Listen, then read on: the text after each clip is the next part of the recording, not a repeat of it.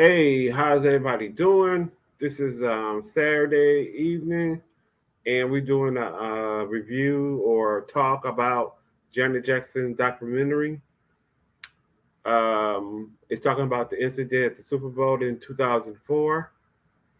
So basically, I'm gonna wait until some people come in. So so basically, it's gonna be a review. Then, if anybody have any questions, we can discuss it. I will put the link down that you can come on and talk about the documentary. Hey, how's everybody doing? If you want to talk about the documentary, I could definitely. I'm going to put the link in the comment section.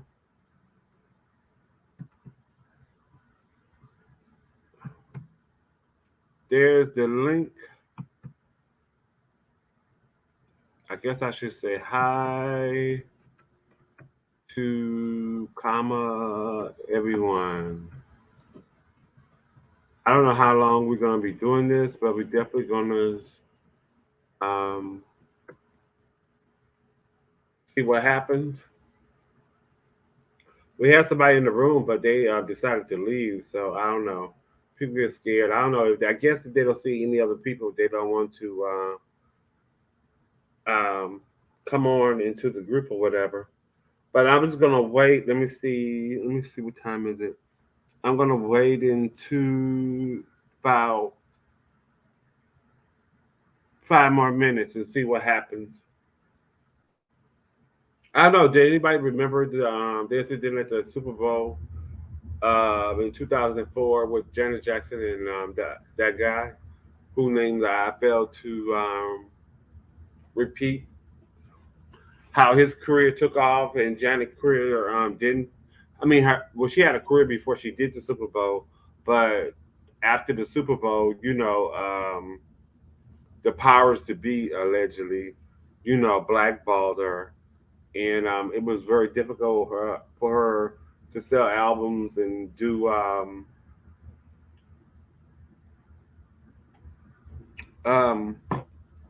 they were talking about the movies that she did. It was interesting to see as she got older, she started doing movies, and you kind of forget that she did Good Times. Um, what is that? Not Different World, but she did Different Strokes, and she also did the show Fame. And they said in 1982 and 1984 that she did two albums, and then she fired her dad as her manager. So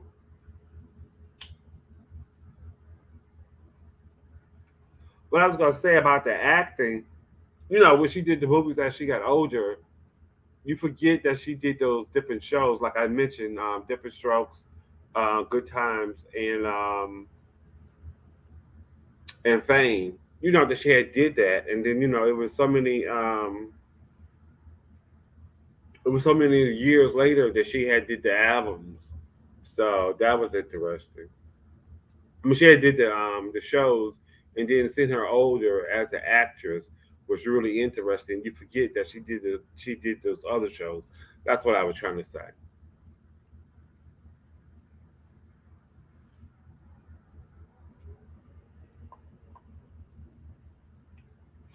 So we trying to wait to some more time to see if some other people are gonna come on, so we can get the discussion going.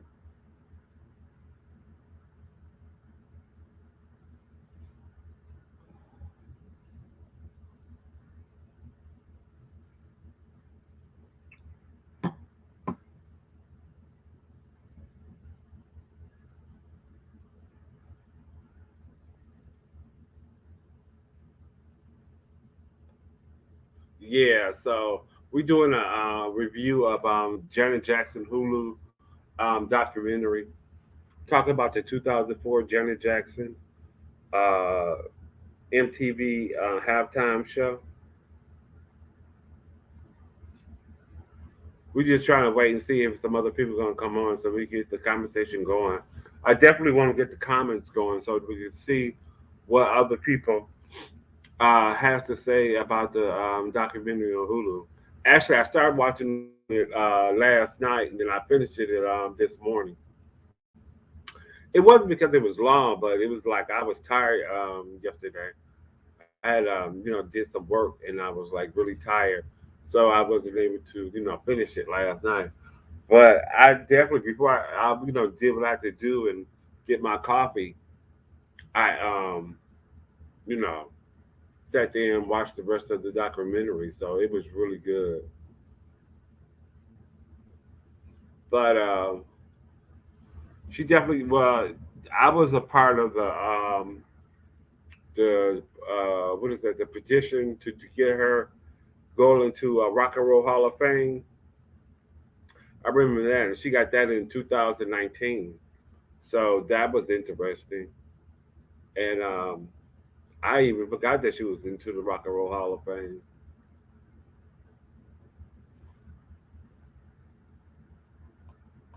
So that was pretty good. But the way she had said it like in 2019 that it was a lot of it was not a lot of females that got inducted to the Rock and Roll Hall of Fame. There's a guy on social media named I think his name was Michael Ross. He was trying to get some people to the Rock and Roll Hall of Fame. You can Google him. He came up. I did an interview with him on my Instagram page. Chasing Spencer. It's on my GITV. If it's still up there, I know because Instagram changed so much. So I don't know what's going on.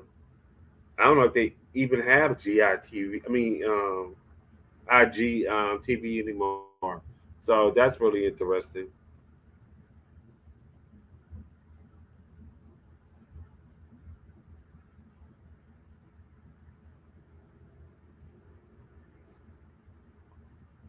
Yeah. So it was okay. Let me get started.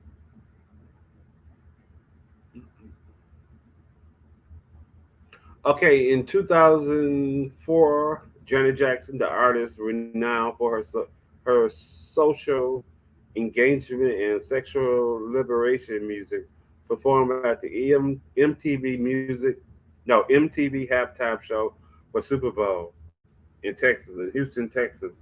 At the end of the set, she performed a rendition of Rhythm Nation that transcends into Justin. Well, I'm gonna mention his name. Rock Your Body appeared and surprised the audience, and the two performers got together, sung um, "Talk to Me, Baby." I'm gonna have I'm gonna have you naked. At the end of the song, pulled Janet Jackson blouse and exposed her breasts over 140 million viewers.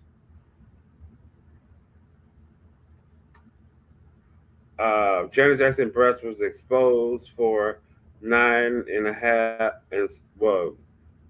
seconds, 9.5 seconds. The damage was um, facing her to come. The new okay, so they said the FX Hulu docu series, The New York Times presents revisit the now infamous wardrobe malfunction moment highlights of the following events that happened. So I thought that was pretty good. New York Times been doing well, they had did one on Britney, and I watched that. Well, I'm not a super fan of Britney, but those documentaries that they did on Britney was really good, and the documentaries they did on Hulu, the Housewife Hustler, on Erica Jane and her husband Tom at the time. So that was pretty good.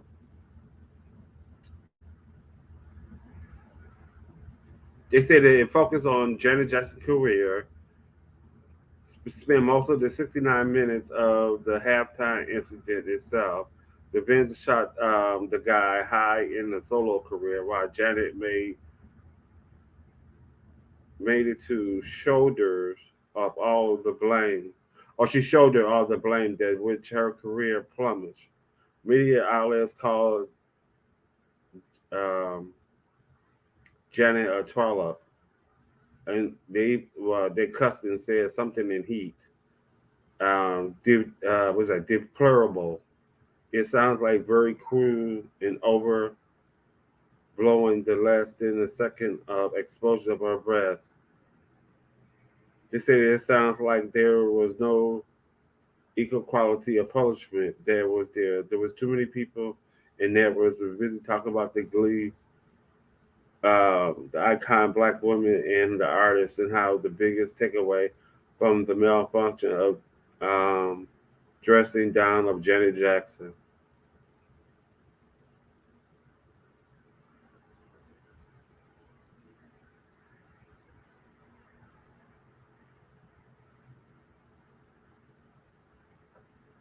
Wow, I was wondering. Yeah, so that was interesting. So her career went down because of the incident at the halftime at the Super Bowl. And then the documentary also talked about the times that she was on different, I mean, Good Times, Different Strokes, and Fame. So she did television for a while, but she left Fame, if I remember right. I don't know if that was right. Yeah, yeah. So she had left Fame. So she finished different Good Times, Different Strokes, but in the middle of Fame, she had left. I don't know why she left for Fame. I would have to Google that. I should have Googled that to see what why she left Fame. I don't know if the internet would be. I mean, that article would be on the internet. I don't know.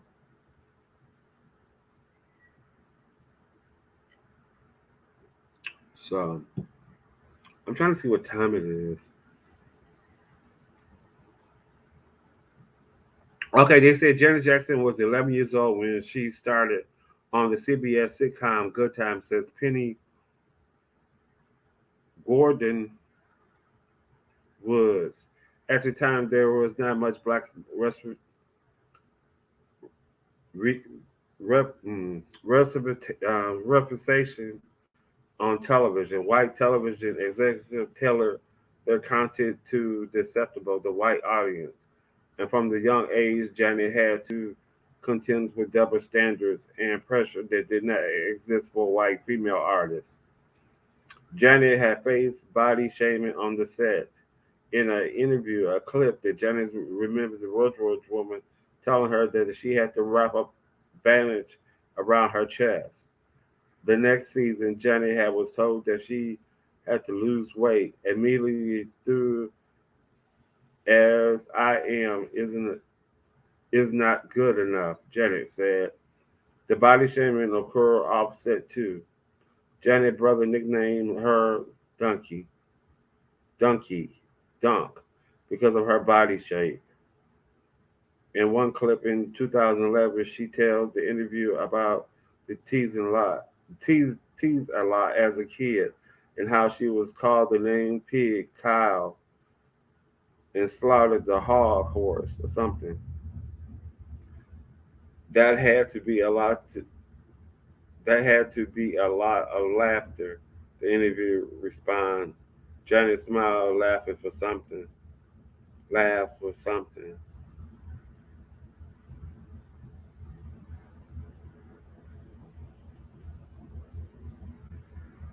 Okay, they said before the halftime, Janet was sexually liberated toward divorce in music. Janet Jackson signed her first recording contract at 14.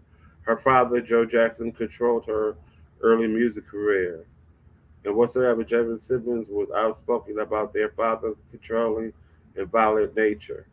Janet insists that her father had never was rough with her. And when one of the achieved segments, an interview asked her was if the spanking went too far, Janet replied, "It'll never. It was never something we didn't deserve." So that was interesting. Eventually, Janet tired of her father controlling and fired him. And now, she signed to was at A&M Records. Her music lent her a message of equality and empowerment for her sound, moving from R&B to pop and back. Janet was celebrated for her reinvention of what means to be a black female pop singer against the backdrop of 90s culture wars, parents' advisory labels, and Congress' dissent over the broadcasting. And Janet put out music that reflects her sexuality and her liberation. She was trying herself by interviewing footages such as that. She was high wired of the line between class and CRAS in the public eye, especially for black female artists. The public, the documentary suggests, was just looking for a reason to punish black women as successful and as self-assured as Janet. So I guess they were saying that she had a lot of power, what she was doing, and people well come out and say it. White people didn't like it. Hmm. So I guess they wanted us to like who was that Christina and who was that Britney chick? I don't know. I'm confused. Help me out here. Come on.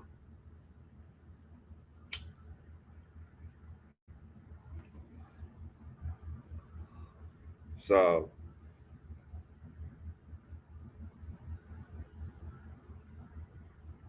they said media companies were already on the edge about the halftime show. When Viacom and CBS first merged, the pressure surrounded the broadcast, understanding that the racism and sexism was on the rise. When the NFL never partnered with MTV for a halftime show, they wanted the performers who would appear to red and white and blue state. They were wavery of MTV said had earned a reputation of being somewhat risque. CBS had made a short list of accepting and appropriate candidates who might be the diversity to the show.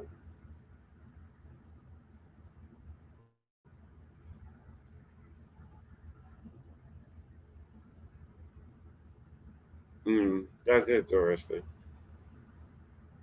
So I guess there's a lot of politics in the music business, or the acting business, or whatever. I guess we had a harder time. I guess that's why we party so hard after a project or just in general.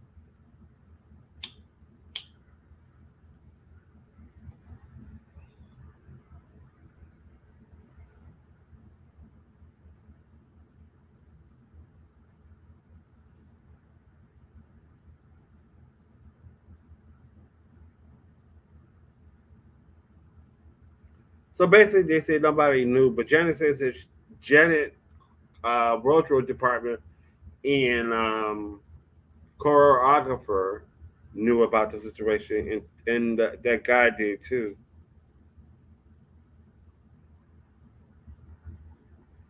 They say after the Nipgate, Janet career nosedived.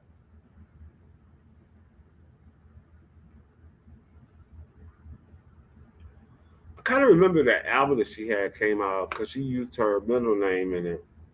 I can't remember, but I know it starts with a D. Can you hear me? Yeah, it's still on. Okay. And was it? They said an investigation was launched. Some of those involved half times were fired, and some other were dep- deported, demoted. MTV was never invited to perform at the halftime show again. The fallout of Netgate was swift and brutal, fell totally on Jackson's shoulder. Criticism leveled by talk show hosts, magazines launched Yeah, they went after her. News outlets said jumped on the opportunity to punish and exclude Janet Jackson. The New York Times even calling her breast normal middle-aged woman breasts.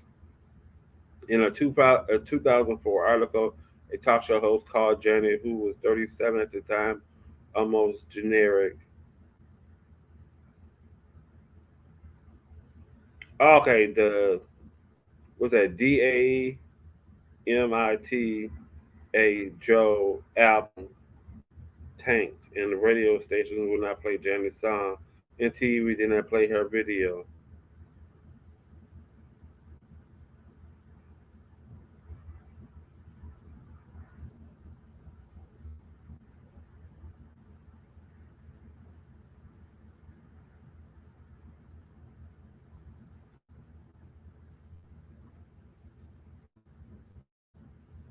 Mm.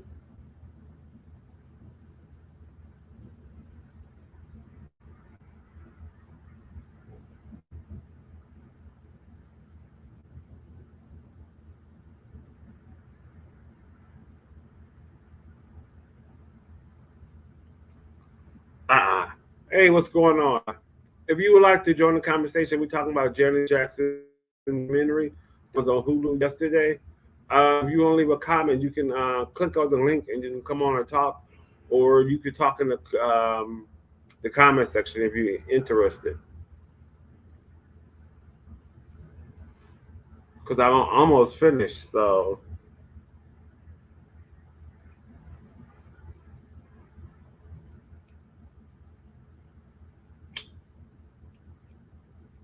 we talk about the 2004 incident with Janet Jackson, the nipple gate. Yeah, so if you like to leave a, you can comment in the comment section, or you can click on the StreamYard link, and you can join the conversation.